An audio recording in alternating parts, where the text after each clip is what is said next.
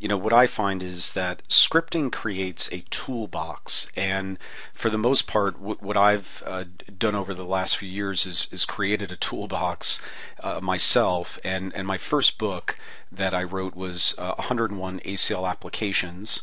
And that actually was called 101 ACL Applications, a Toolkit for Today's Auditors. So, even starting back about 15 years ago when that came out, we also, had a lot of vision and thought as to utilizing those types of scripts at the time as well. And when we think about what are you going to use scripting for the most part, it's for routine tasks. And what I find is that it's great for any sort of periodic audit steps that you might need to complete. It's great for any sort of assisting in kind of bringing in similar data, so that if what I get a lot of times is I'll get many data files, and for those many data files I need to essentially import each one at a time, but it's so hard, I think, and boring to do that in a manual way. What I found is sometimes you get about 50 of them at a time, and it's just so much easier and better to just simply say we're going to upload or open up each one of them in a script, extract the record to a merged file, and then bring them all together. So we will be talking about how you can turn your routine tasks into scripts. What I also think, though, back to the toolbox thought, is that you build quality in once. So as opposed to, kind of like the Ronco commercial out there, you set it and forget it. And in a lot of ways, you can really set and forget your ACL scripts once you've built them. I would say tested them, reviewed them, make sure that they work properly, and then you could set it and forget it. What I find is I build scripts that have hundreds of steps within them. However, you build the quality in once, and then you set it and forget it. What I also like about it is, there was a value in learning ACL for DOS in my early years, in that you start to understand what's going on behind the scenes of ACL by reading the code. And the code is not that hard to read. You can actually understand how ACL works and what variables are, and why do I need this word unmatched in there, and what is this and what is that. It's all kind of part of the script language of ACL, because bottom line, whenever you're using the toolboxes and other types, or excuse me, the dialog boxes of ACL, the wizards, in the background, all it's doing is writing that code for you based on your user input into those dialog boxes. Okay, so again, a lot of value here. I've started out writing in DOS, so I don't actually a lot of times write scripts from scratch anymore. I'll show you how I make scripts nowadays, but at the time it was one of the only ways to do it, so you had to get by. Just go to the next slide. So I feel that there is a process to running data, and this process really doesn't change in a in a new or scripted fashion. I mean, you still want to follow all of the same steps that you used to follow. It's just that nowadays you want to also kind of script them at the end of the day, and that's even part of this 7-step process. So first off, you want to know what your audit objectives are. You want to figure out what reports align to those audit objectives. Maybe use some past reports like 101 ACL applications, which may be something to take a look at, and then to use those reports to model a better report for you. And then once you figure that out, then you start going to get data, and that's kind of the main thing that I like to say is figure out your report first, and then go get your data. You could arguably script everything and then go get your data, but that's probably going a little far. Once you get your data, you want to obviously open it, obtain it, validate it, normalize it, and then edit that script for the data needs, because sometimes the data doesn't match up to the report the way you exactly like it to go. and then you run your report. So, again, I wanted to show this process in the beginning here because I don't think the process really changes that much when you're scripting. It's just a matter of now you're utilizing scripting technology as well. Okay, let's just go to this next slide and then we'll jump into ACL. So there's two real methods that I'm using a lot to script, and I will say that for the most part I actually use the log file of ACL to build my scripts. I don't use the script recorder that much, but I have to show it to you because I would just be remiss if I didn't show it to you. And in essence, I'm actually going to start off by showing it to you, and then we're going to talk about what's in the log file. So again, that's kind of how we'll run that through. And I guess let me now switch over to ACL, so just bear with me 1 second here. I have a couple of tables that I've set up here, a paid file and a general ledger file, and then I have a couple of scripts that I've made, and we'll be talking through these scripts as the day goes on. So first off, what I'd say is in your log file, you could, we're kind of starting off a log file that's pretty clean, but I'm just going to delete everything and just start over. What I like to do is to right click and say add a new session, and we could call this the 2-minute script.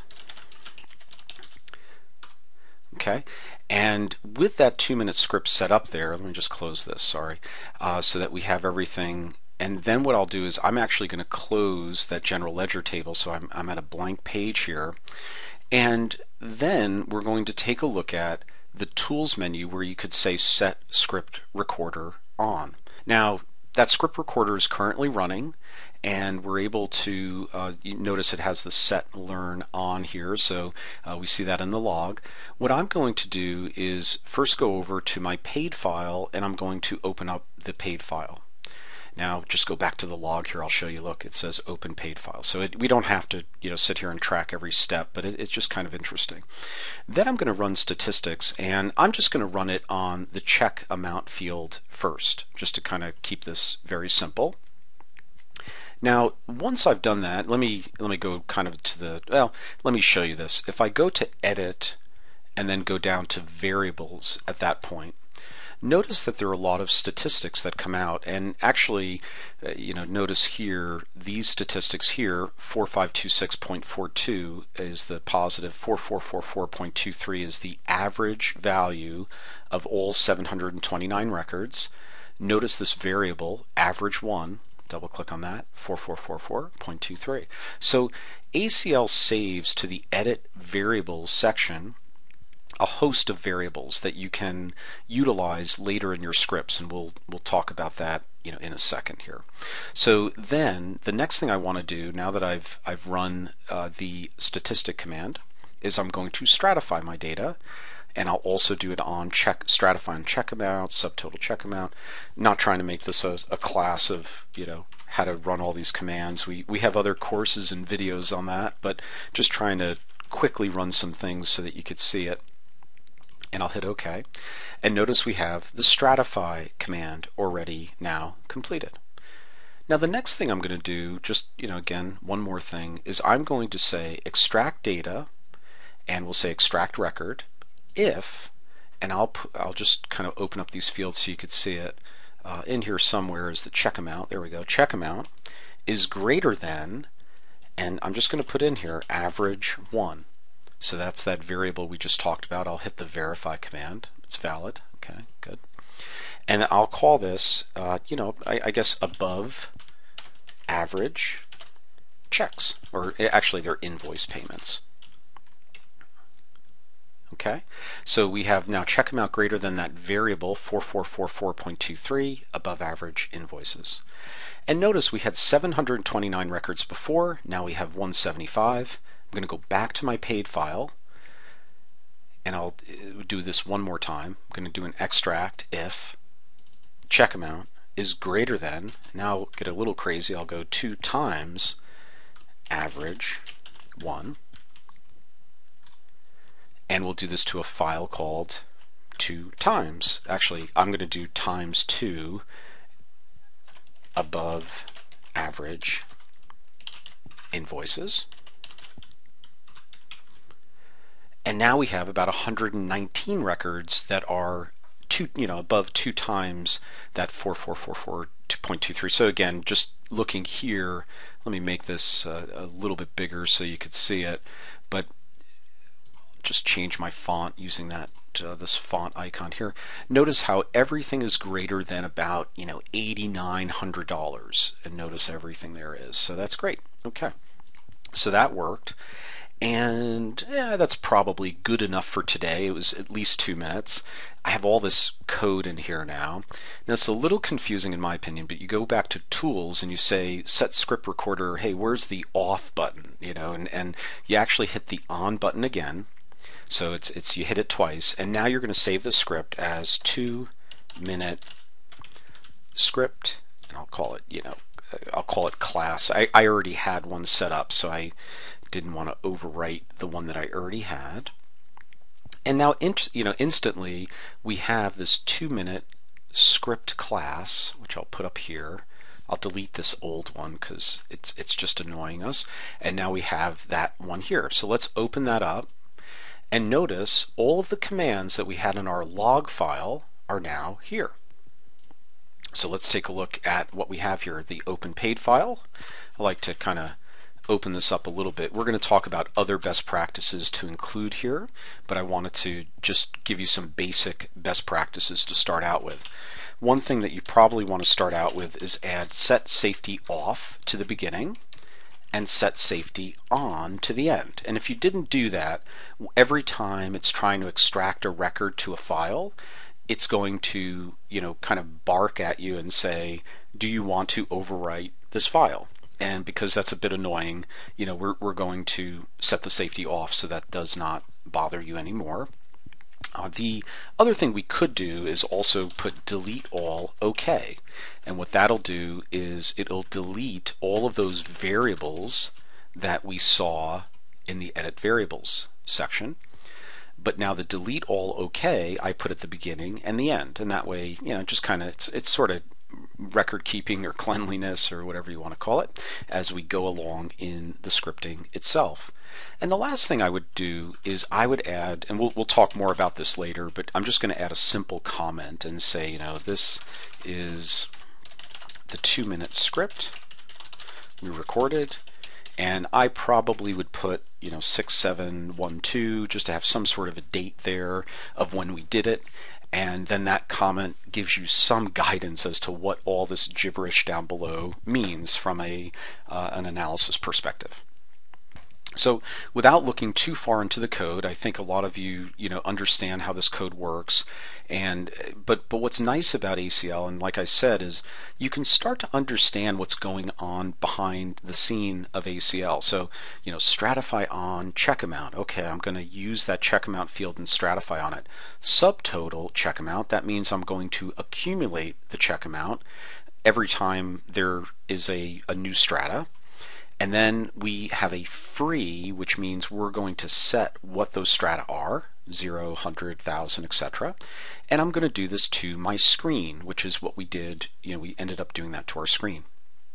Then with that paid file open, we also then extract the whole record if the check amount is greater than that average one to a file called above average invoices, and we open it up. That's what that open is. So again, I don't want to go through every one of these, but you can very quickly start to understand what ACL is doing, and it's really not that hard. I think once you understand how the dialog boxes work, to then relate that back to how the script works. So let's close the script. It's going to save that, and now what I can do is, because I would delete the log, but let me hold on to it. I'm going to create a new session, and I'm going to call it testing 2-minute script, and that's going to be my testing. And then what I'm going to do is I'm going to run that script, and it's just saying, do you want to save the changes to this table before you close it? It's really just the view that I made. And look at that. I mean, just within a couple of seconds there, notice we started in the log right about here. It went through and ran every bit of that code, and produced all the results. And if I want to go back and say, okay, that statistic command, what happened in there? I could double click on it, has the results. Stratify command, double click on it, has all the results there. And then those two files we created, above average invoices times 2 above average invoices, we can open those up, and those look the same as what we had before. So that is kind of the building of a script, how to do it, using the script macro, or set script recorder on. I wanted to say set macro recorder on because that's Excel and how that works.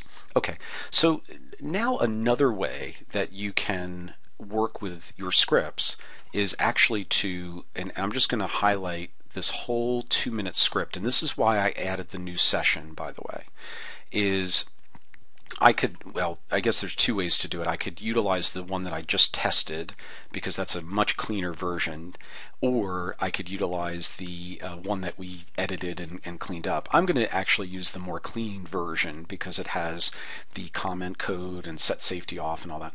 So I'm just going to select now the testing 2-minute script, and notice how it highlights every one of those commands. Now the do 2-minute script class, we kind of have that in there already, so let me deselect that, and now everything else is there. So let me just right click that, and now that I've right clicked that, I can save selected items to a script, and we can call this log file save, 2min, something like that. And now we have a script here called log file save 2min. I could open that up, and notice that has pretty much everything that we talked about. It's, you may want to clean it up a little bit. It opened up things twice, kind of thing. It opened up the file and then opened it up again. So we'll get rid of that. And we could delete some of that stuff we did afterwards because I was playing around. I always like to put a carriage return between each line of code, which is totally acceptable in ACL. And amazingly, we're back to having this script. Now, if you wanted to look at this script, I can push on the push pin up here, and then I can open up the 2-minute script class, push pin there as well. And I can go back and forth between the two and kind of see, what differences and, if there are any. Really, there shouldn't be any differences between the two at this point, between these two files. So again, that's a way to create the script in 2 ways. I will be on, and I'll save changes, that's fine. I will be honest with you and say that I generally will add a new session. So let me just do that again. I'll kind of come down here and say, yep, add a new session. I'll put in a session name, and then I'll do lots of work, and then that new session will all be recorded there, and then that is what I'll use as my script. Similar to building any sort of macro for Excel, I try to play around first, figure out what I want to do, and then I go into my scripting and actually do a final production of it. Like probably anything else, you measure a couple of times and then you do it for real. So that would be something that I would also suggest that you do here as well.